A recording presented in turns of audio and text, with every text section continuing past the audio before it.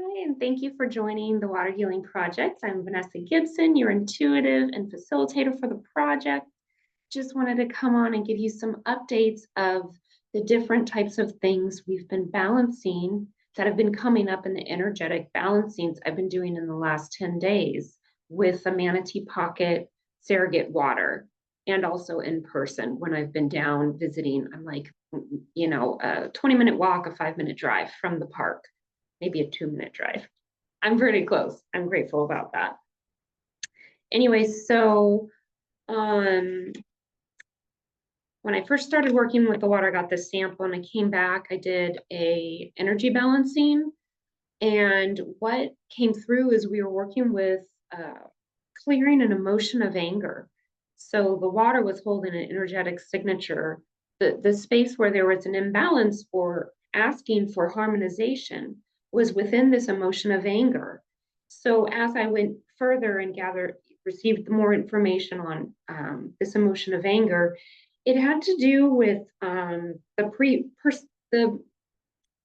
perceived experiences of death, right? So there's this anger around the death energy.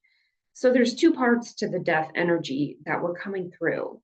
One was like the actual carcass death, like the amount of death that has happened and or been dragged through there.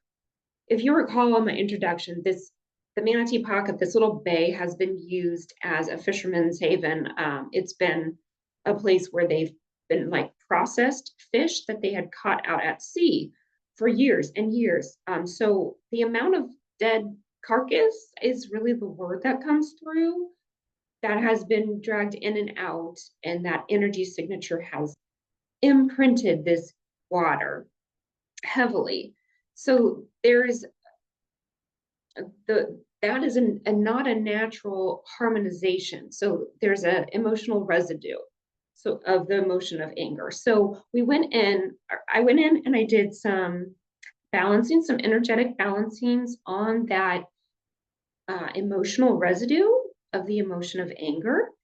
And this was for the whole pocket and extended up into a little bit of the St. Louis River and up the Indian River Lagoon, the inlet, and then definitely out into the ocean water, the opening of the inlet. There was lots of this residue out there. So we balanced out that emotional residue of anger.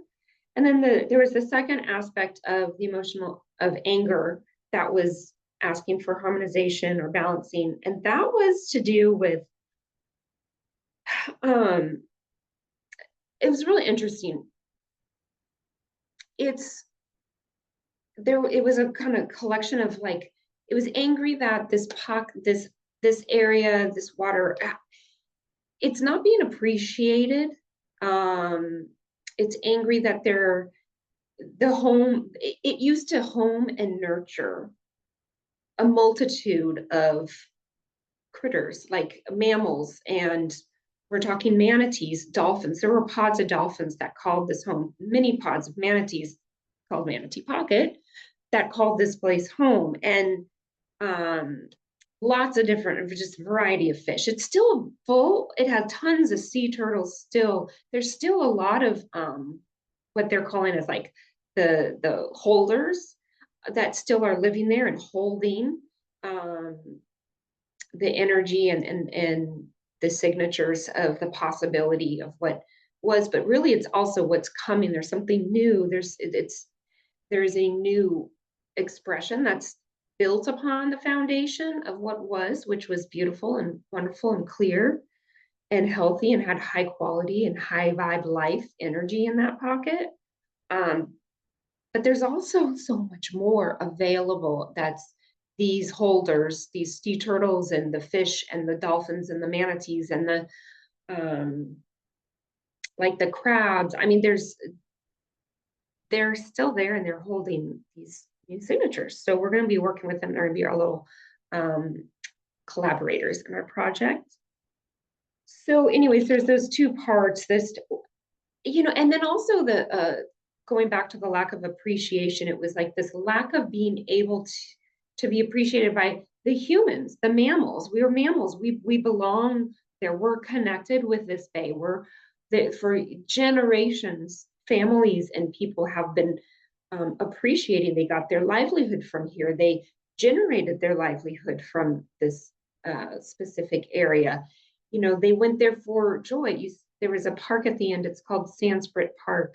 At one time, it used to be a campground, and as humans, as mammals, would go there and have a joy and a relaxing. We'd appreciate, and so that was something that's being asked of, that there's an imbalance, is the human's appreciation of the space.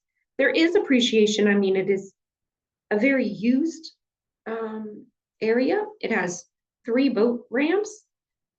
It has a park, beautiful park. It has the sheriff's department is out of there. There's a lot of movement, a lot of use, but an imbalance of it's used not necessarily in communion with and collaborated with, if that makes sense.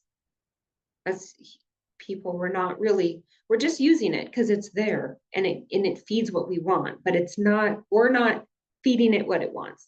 You get it? It's a one-sided relationship right now.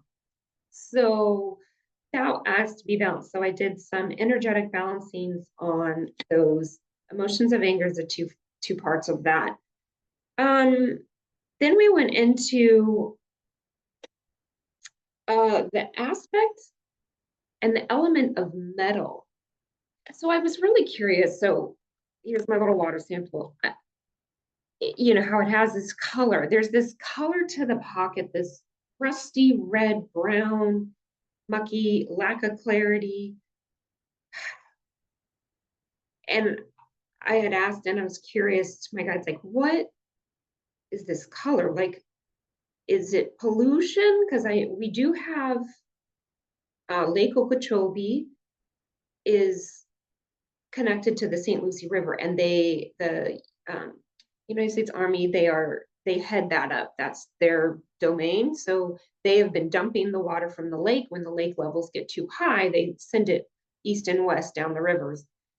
But that water is very polluted because the management and how Florida was built, the waterways and everything, when it just went from being old Florida, not a lot of population, to this big boom for the last many years, since like the 40s, 1940s is when they started these particular water management projects and stuff. Anyways, part of that is that the Lake Okeechobee will have discharges into St. Lucie River. Now that has caused an algae bloom within the river, which clouds up the algae bloom clouds up the clarity.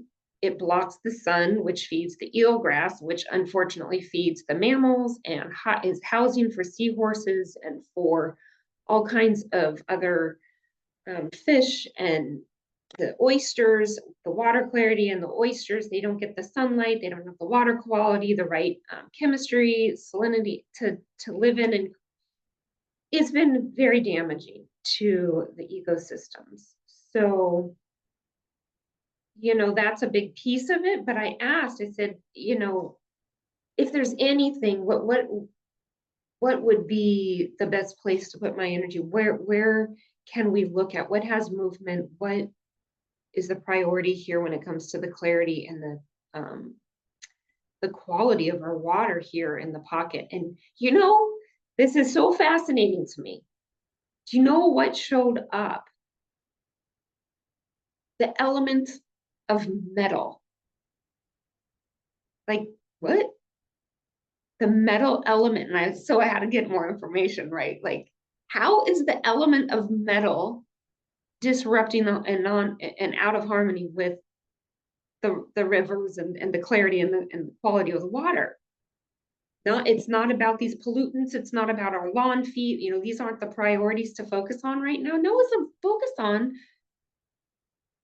the element of metal. And oh my God, see, this is why I like this work, because it's humbling. I would have never, ever thought, oh, okay, here, this is what we'll do. No. So anyways, we're balancing out the relationship with the element of metal. And I thought, oh my gosh, that makes sense though, when I think about it. The amount of metal that we do have within these waterways, within the pocket, within the rivers, is a lot. There is a lot of metal. Now they're even bringing my attention. It's not just the big chunks. We're talking barges, big boats, all the boats props, the metal on the docks, the metals that were used in the machinery. We're talking metals. There's a lot of metal in our water. And then they brought my attention and focused in. It's the subtle chips of metal. So we're talking like the little metal prop, a little chip of a prop, or a chip of like old rusted metals on old docks or moorings, or the chains that are connecting moorings. I just like, oh my God, there's a lot of metal in our water, and it's on us humans inserting these metals. These are not naturally found metals in our water. Oh, and that this is a massive disruptive piece of the water chemistry. So if we're going to do anything right now, the main point was to balance out the element of metal. So anyway, I just love this work. I get so excited. So definitely doing balancings and stuff around the element of metal. So, oh, I just got more information. I'll have to make another video and make a note about helping, giving a little depth and understanding what metal, the element of metal is connected to, right? Metal is, there's so many things. Okay, shoot. I'm going to do another video on that. So I made a note. So yes, we're balanced out the metal. Yeah, so that was the big one.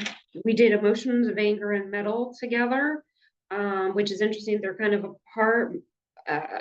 Anger is an emotion attached to like the liver energy, growth, green. That would be the element of earth. The tree's growth. Metal is like the opposite side. That's like the emotion of grief. Remember we talked about all that anger around the carcass and the death energy. Interesting. Grieving energy, letting go. That's with the metal element. Seasons of metals like winter, or I think it's winter. I'll have to check. I'll put that in my next video when we go in details about metal, but so fascinating. And yeah, the appreciation and being able to go about this through energy, the energy of water. Okay, so that's all I'm feeling for right now. So I'm gonna end this, and then I'll put up another video, and we'll go into a little bit more depth about the metal energy, what's attached, and what that's represented by. And then also, there's been I've done a few more balancing and gotten new downloads. So I will put those in so you can stay tuned. Meanwhile, yeah, if you're interested in the project, keep watching, like this, share, write in the comments things that caught your interest, things you'd like to know more about, anything that's, share your experiences. Are you doing water healing? Do you feel led to? Would you like to participate? I'm going to put up a different way that I can get guys involved. All right. All right. Thanks so much for watching. Take care.